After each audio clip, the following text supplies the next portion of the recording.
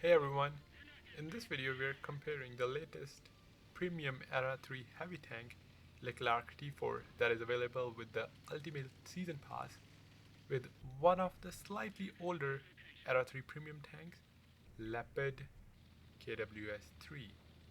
Both of these tanks play very similarly, but some key differences. Let's go over the setup first. I'm using same commander for both the tanks and same equipment. So for equipment I have a loader, stabilizer, traction system.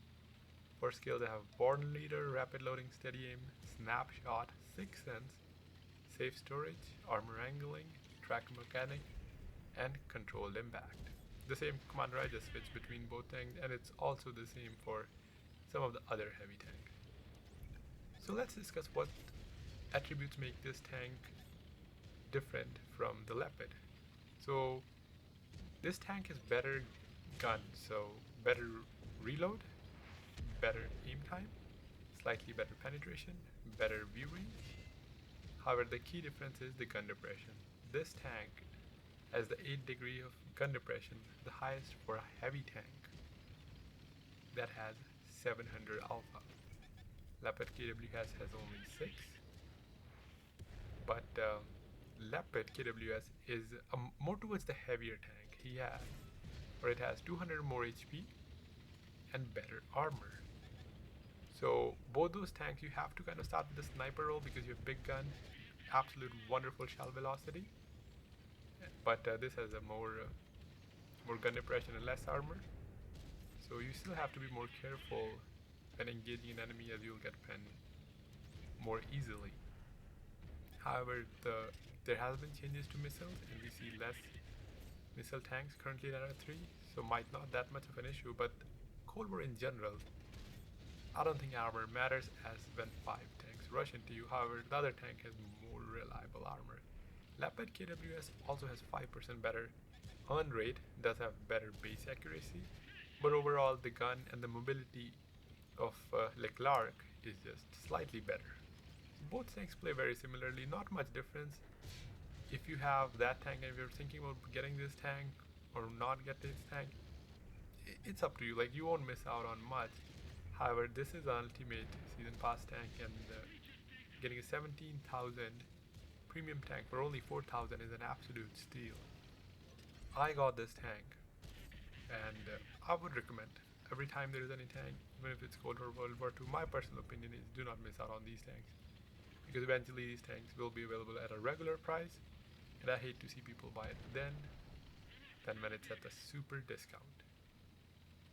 And these are both mid-tier tanks, they're not the top tier tanks for Era 3, as the Era has tiers in between them, and these are both mid-tier, so obviously they're not going to be better than the top tier Era 3 tanks, so that your expectations should be set accordingly. So I'm at Surgorsk, 7,000 damage already. I was playing as a sniper. That's how I play most of the Cold War tanks anyway, but more of a reason to play these tanks with big guns and slightly less DPM. And I farmed whoever was crossing, just punished them for mistakes. And once that was done, our team is winning by 3 tanks now. Decided to rush to the 4 line to call out any isolated or alone tanks and punish them for mistakes, because if there's 2 tanks and just one of me, I will definitely die. However, I'm getting a little bit greedy for damage, and why would you not be, as it's end of the game. K1 gets spotted, doesn't have the best penetration, the K1, especially when people are not even shooting premium, and I don't think he is. I penned the first shot, got a little bit overconfident, and RBRT missed him, and then decided to aim my shots now because my team is very fast approaching towards this, and I don't want to miss out on damage, which I already did. So penned my remaining shots at 11.5 thousand damage. I do have traction system, not for the speed but for the rotation, as you have to keep running left or right just because how Cold War plays. Not a fan of it, not a fan of traction altogether. I think both traction and powertrain should be removed, especially from Era 3. But I used, not as to gain top speed, but for rotation. M1A2 was crossing. I didn't shot him because I wanted him to buy time for me. However, he died immediately, and I wanted to focus more towards the healthier tank M1A2. Went for a rammed him for 500. The ramming perk always comes in handy, as a lot of the time the opponent will end up ramming you, or you'll have an opportunity to ram, and it's always nice to get that little bit of an extra damage and take a little bit less damage. Their thumper has been close to their spawn and has been punishing our teammates who are occupied with the other red tanks. However, now Thumper is the only remaining tank and closing medicine towards him. If you want to have a watch the review of Object 292, the third 700 Alpha heavy tank, make sure to check the link on the end screen. And we do have another tank, Thumper, that also has a higher alpha, but Thumper is a TD and you can't equip Stabilizer, so I don't personally enjoy playing Thumper. Don't have a review on it either yet. And this video focuses mainly on the KWS and Leclerc, as they have a similar playstyle. And I don't think one's better than the others, but if I have to pick, KWS I would say is slightly better just because it has better armor and more HP, and you have a slightly better survivability essentially. But do you really have survivability in Cold War when everyone rushes you? Not really. So 14,600 damage in Leopard KWS. Not a bad game. I don't think I had any boosters. So now let's move on to Leopard KWS. This replay is slightly older when there were no ATGM arming distance. Still, we don't have that many missile tanks, and I guess that's the only reason I was able to have a decent game in this tank as well. As I mentioned previously, I don't like the mentality of Wolfpack and my limited experience in Cold War. So Leopard KWS, more robust armor, more HP, so I'm more confident when brawling as compared to the Leclerc. Wherever I'm playing, like you'll always find me playing Leclerc in like a block further behind if possible. And I have much more faith in this tank's ability. However, Leopard doesn't have a centered gun, the gun is towards one of the sides, so that could be an issue when peeking as well. The Leclerc does not have that issue, it has the center mounted gun, which is what we're used to, so you don't have to recalculate, especially when you're poking around buildings, like left or right side. This tank has obviously more difficulty when you're peeking right, but an advantage when you're peeking left.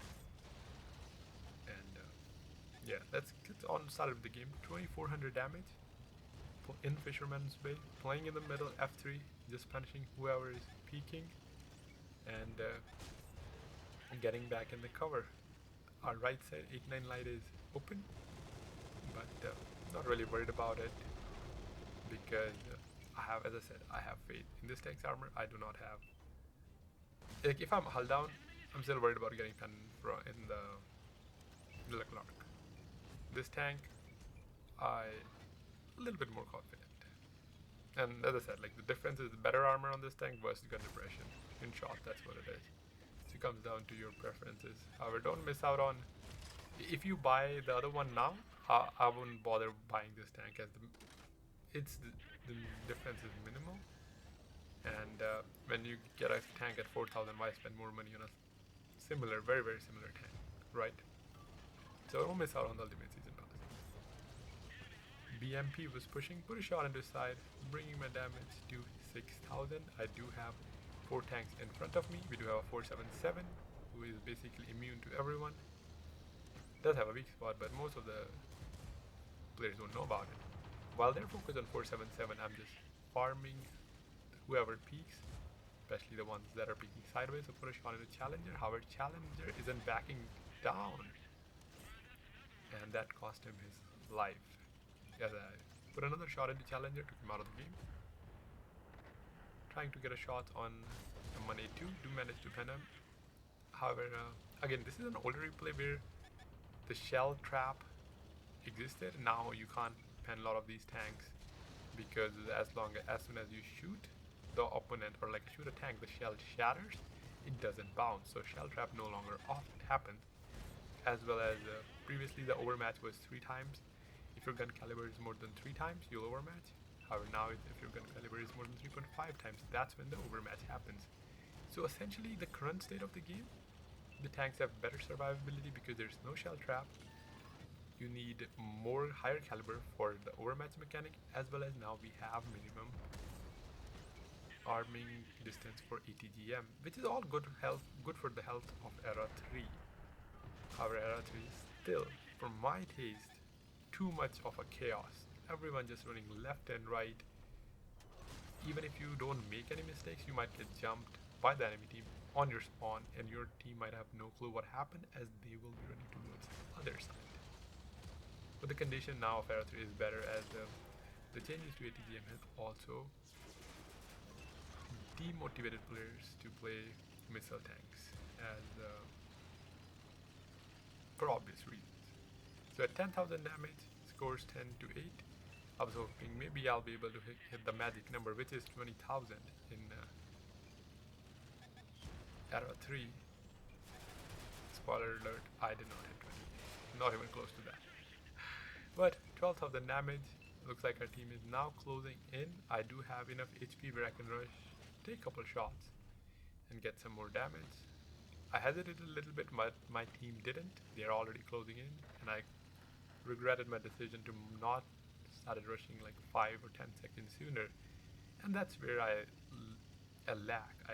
I don't rush that quickly, which has both could be like negative in most scenarios and could be positive sometimes. Put a shot into a 182 who is now permanently tracked by the machine gun. I ignored him as he was not worth my shot, and again I wanted the game to last a little bit longer, since our tanks are focused towards the tank A182. Medium tank was side on and went for a ram. Ram could have been better. Need to work on that. Put a shot into him, bringing my total to 14,300 damage. So both the games were 14,000. Similar capabilities. Obviously, not every game can be like this. But you have to be careful while playing this time. Try to play more as a sniper, because that's what their traditional role is. Big gun, slightly lower DPM. And yeah, let me know what you think about the review. Which one do you prefer? And yeah, again, I would recommend go for the Ultimate Pass. It's super cheap. So that's it for this video. Thanks for watching. I will catch you in the next one. Have a great rest of your day.